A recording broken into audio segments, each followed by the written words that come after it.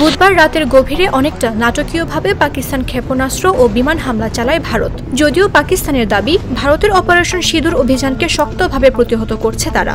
পাকিস্তানের সেনাবাহিনীর মুখপাত্র জানান, ভারতের প্রায় 5টি বিমান ভূপাতিত করা হয়েছে।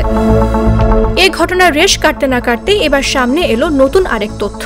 মার্কিন গণমাধ্যম CNN এর দাবি, বুধবার রাতে নয়াদিল্লির অপারেশন সিঁদুরে শুধু একতরফা হামলা হয়নি, বরং ইসলামাবাদের প্রতিরোধ ব্যবস্থা অনেক শক্তিশালী ছিল। গণমাধ্যমের প্রতিবেদন অনুযায়ী দুই দেশের এই সংঘর্ষে একযোগে অংশ নিয়েছিল 125টিরও বেশি যুদ্ধবিমান। পাকিস্তানের একজন শীর্ষ নিরাপত্তা সূত্র জানিয়েছেন, 1 ঘন্টার বেশি সময় ধরে চলা এই সম্মুখ যুদ্ধ ইতিহাসের সবচেয়ে দীর্ঘতম ডগ ফাইট। এই যুদ্ধে দুই দেশই আকাশ সীমা লঙ্ঘন করেনি। প্রতিবেদনের তথ্য মতে, লক্ষ্যবস্তুতে আঘাত হানতে ভারতীয় বিমান বাহিনীকে একাধিকবার চেষ্টা করতে হয়েছে। অন্যদিকে পাকিস্তান সম্ভাব্য লক্ষ্যবস্তু এলাকা থেকে সাধারণ মানুষকে সরিয়ে নেয়ার চেষ্টা করেছে। ক্ষয়ক্ষতি কম রাখতে সক্রিয় ছিল সেনাবাহিনী।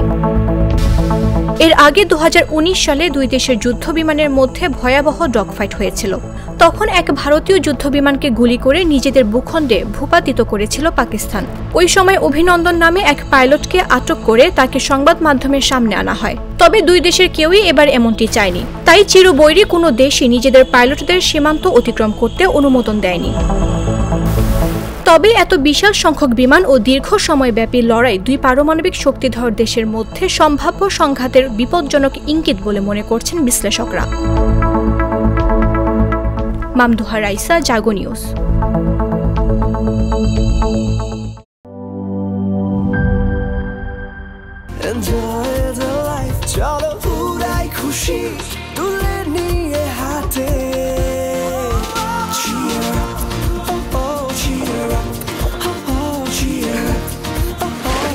চিল হবে রিফ্রেশিং মুডে। চিয়ার আপ, চলো উড়াই খুশি।